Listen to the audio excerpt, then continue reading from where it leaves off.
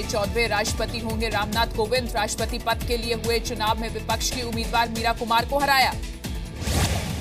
10 Akbar road पर रामनाथ कोविंद का सम्मान समारोह। प्रधानमंत्री मोदी और बीजेपी अध्यक्ष अमित शाह ने किया सम्मान। पूरा कैबिनेट रहा मौजूद। पीएम मोदी ने राष्ट्रपति बनने पर कोविंद को दी बधाई। पीएम ने कोविंद के बेहतरीन कार्यकाल की कामना की। अमित शाह ने भी रामनाथ कोविंद को जीत पर बधाई दी। कहा, रामनाथ जी की जीत गरीबों, पिछड़ों और कमजोर वर्ग के लोगों को समर्पित है। राष्ट्रपति चुनाव में रामनाथ कोविंद की शानदार जीत। कोविंद को 65.65% वोट मिले, वहीं मीरा कुमार को 34% वोट मिले। राष्ट्रपति चुनाव के दौरान देश भर में हुई रामनाथ कोविंद के लिए क्रॉस वोटिंग। अकेले महाराष्ट्र में 23, गुजरात में 13 तो कर्नाटक से 12 विपक्षी विधायकों ने बदला पलड़ा।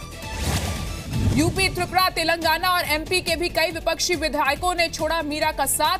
यूपी से 8, त्रिपुरा से 7 तो तेलंगाना और एमपी से 6 विपक्षी विधायकों ने डाले वोट। 20 साल बाद देश को मिला दूसरा दलित राष्ट्रपति। के.आर. नारायण के बाद देश के दूसरे दलित राष्ट्रपति बने रामनाथ कोविंद। राष्ट्रपति बनने के बाद रामनाथ कोविंद ने सभी का शुक्रिया अदा किया। कहा, यह जिम्मेदारी दी जाना हर व्यक्ति के लिए उदाहरण है जो ईमानदारी से मेहनत करता है। राष्ट्रपति बनने के बाद कोविंद ने कहा, मेरा राष्ट्रपति बनना भारतीय परंपरा की महानता का प्रतीक है। राष्ट्रपति रामनाथ कोविंद ने देशवासियों को दिलाया यकीन। कहा, मैं विश्वास दिलाता हूं, सर्वे भवन्तु सुखिनः के भाव के साथ निरंतर लगा रहूंगा। इससे पहले पीएम मोदी ने कोविंद के साथ आज ट्विटर पर अपनी 2 तस्वीरें शेयर की। एक तस्वीर 20 साल पुरानी है, वहीं दूसरी तस्वीर हाल की है। पीएम मोदी ने कोविंद के साथ अपनी तस्वीरें ट्वीट कर लिखा, चाहे 20 साल पहले की बात हो या आज की, उनके साथ हमेशा गर्व की अनुभूति हुई। राष्ट्रपति बनने पर कोविंद को बधाइयों का तांता। बीजेपी के वरिष्ठ नेता लालकृष्ण आडवाणी ने भी दी शुभकामनाएं। यूपी के सीएम योगी आदित्यनाथ ने भी रामनाथ कोविंद को जीत की बधाई दी। कहा, प्रदेश की जनता के लिए देश को राष्ट्रपति देने पर गर्व है। राष्ट्रपति चुनाव में हार के बाद विपक्ष की उम्मीदवार मीरा कुमार ने भी रामनाथ कोविंद को बधाई दी। कहा, चुनौतीपूर्ण समय में संविधान की गरिमा को बनाए रखें। मीरा कुमार ने कोविंद से अपनी हार भी स्वीकारी। कहा, जिन्होंने मुझे वोट दिया और राष्ट्रपति पद के उम्मीदवार के तौर पर मुझे चुना, उन सभी को धन्यवाद। रामनाथ कोविंद के राष्ट्रपति बनने के बाद विपक्ष से भी शुरू हुआ बधाई देने का सिलसिला। पश्चिम बंगाल की मुख्यमंत्री ममता बनर्जी ने भी बधाई दी। रामनाथ कोविंद के पैतृक गांव कानपुर देहात के परौख में जोरदार जश्न। 25 जुलाई को रामनाथ का शपथ ग्रहण समारोह।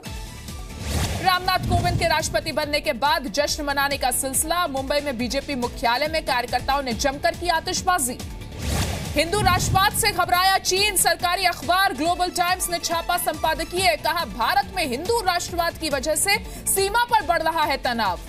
चीन सीमा विवाद पर राज्यसभा में सुषमा स्वराज का बयान। विदेश मंत्री ने कहा, चीन कर रहा है ट्राई जंक्शन पॉइंट समझौते का उल्लंघन।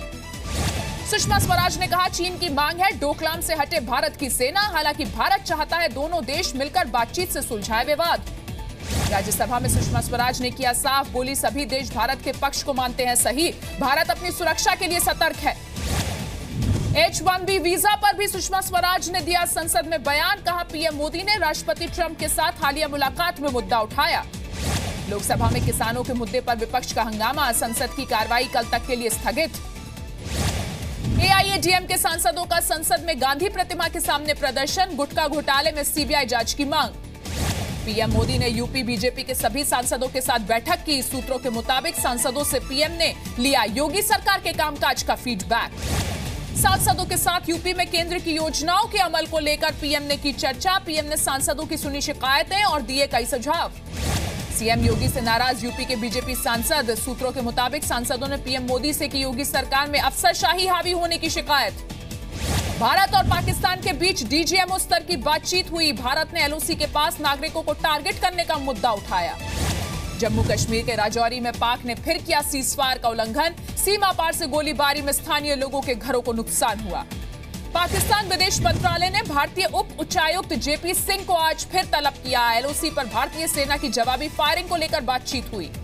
आईएसआई संदिग्ध अफसान परवेज जराबी से पूछताछ में खुलासा हुआ। भारतीयों को शामिल कराने के लिए पाकिस्तानी मूल के ऑपरेटर कर रहे हैं मदद। जम्मू और कश्मीर के रहने वाले अफसान परवेज को पिछले महीने तुर्की से भारत लाया गया। जांच एजेंसियां कई दिनों से पूछताछ कर रही हैं। अमरनाथ यात्रियों पर हमला करने वाला आतंकी अबू इस्माइल लश्कर-ए-तैयबा का बना टॉप कमांडर। आतंकी अबू दुजाना को हटाया गया। पाकिस्तान के खिलाफ अमेरिका का बड़ा बयान, कहा आतंकियों की सुरक्षित पनाहगार बन गया है पाकिस्तान, लश्कर और जैश को भी करता है मदद। हिमाचल प्रदेश के हमीरपुर में शहीद शशि कुमार के परिवार में गुस्सा, सरकार पर शहादत का सम्मान नहीं करने का आरोप लगाया। दिल्ली और एनसीआर में मूसलाधार बारिश ने थामी लोगों की रफ्तार, दिन भर कई इलाकों में लगा रहा जाम, ऑफिस आने जाने वाले लोगों को काफी परेशानी हुई। ओडिशा के भवानीपटना में मंदिर का एक हिस्सा क्षतिग्रस्त हुआ, बारिश और बाढ़ की वजह से यह हादसा हुआ। गुजरात के भुज में बारिश के दौरान ब्रिज पर स्टंट, पानी में बहने से युवक की मौत, शव बरामद। हैदराबाद में भारी बारिश से आफत, कई इलाकों में भरा पानी, हुसैन सागर झील का भी जलस्तर बढ़ा। बेंगलुरु की बेलंदूर झील में फिर निकला जहरीला झाग, आसपास मौजूद लोगों की मुश्किलें बढ़ी। जम्मू कश्मीर के डोडा में फटा बादल, 6 लोगों की मौत, 3 लोगों को रेस्क्यू किया गया। डोडा में बादल फटने के बाद से कई लोग लापता हैं, एक स्कूल और कई घर तबाह, रेस्क्यू ऑपरेशन जारी। सपा नेता नरेश अग्रवाल ने किया फोन पर अज्ञात लोगों से धमकी मिलने का दावा, भारतीय जनता युवा मोर्चा के कार्यकर्ताओं पर भी घर के बाहर कालिख पोतने का आरोप लगाया।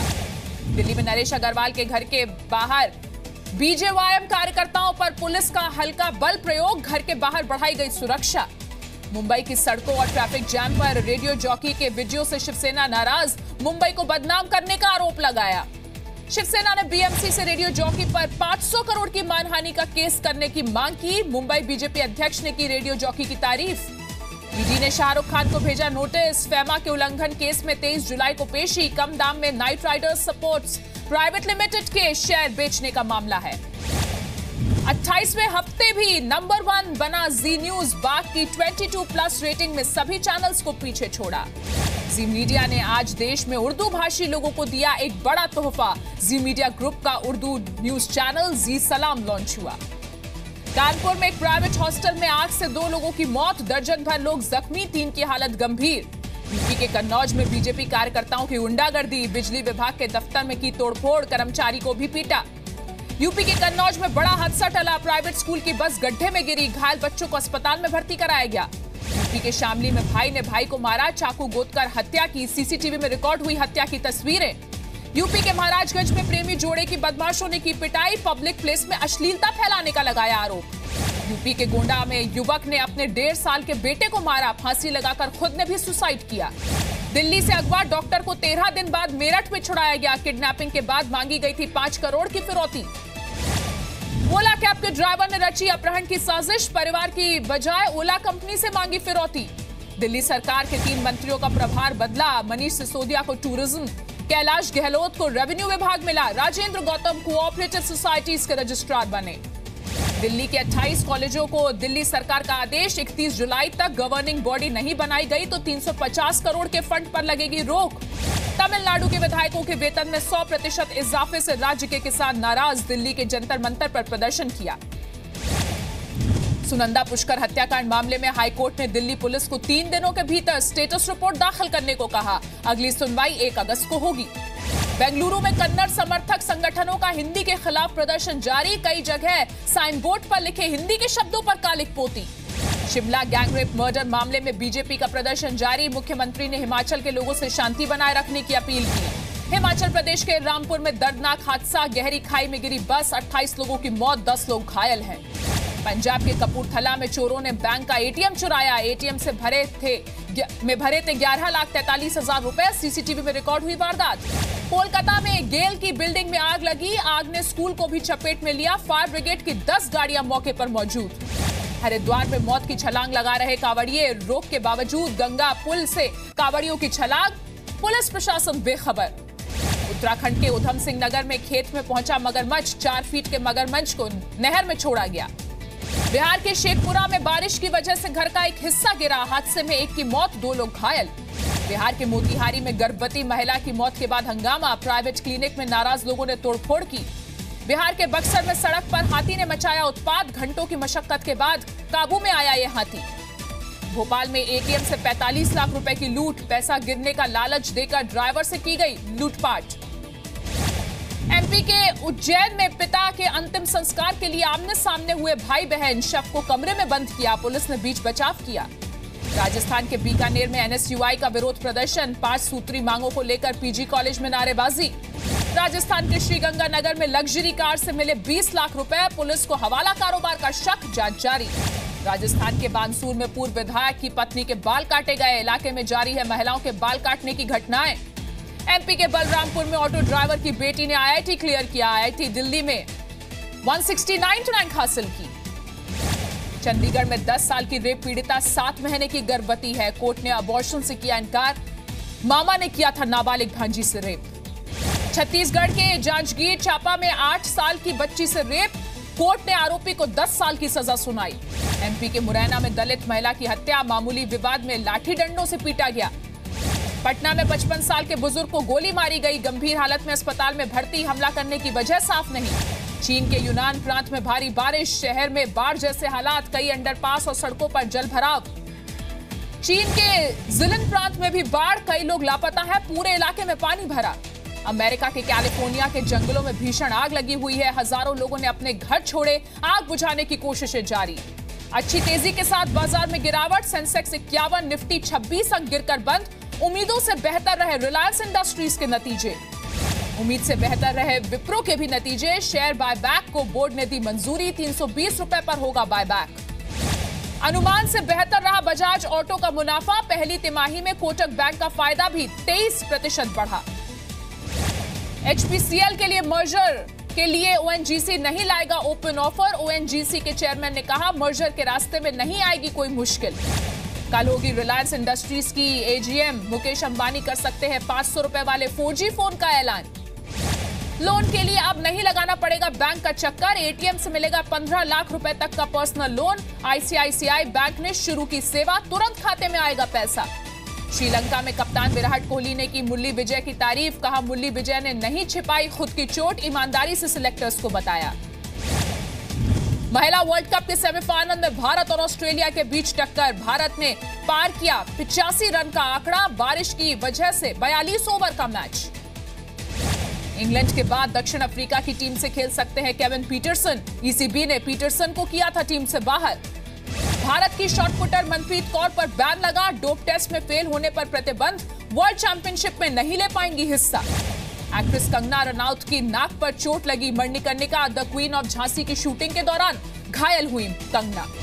सनी लियोनी ने 21 महीने की एक बच्ची को गोद लिया, महाराष्ट्र के लातूर से इस बच्ची को लिया, नाम रखा निशा कौर। फिल्म मुबारका का नया ट्रेलर लॉन्च, फिल्म में साथ दिखेंगे अनिल कपूर और अर्जुन कपूर।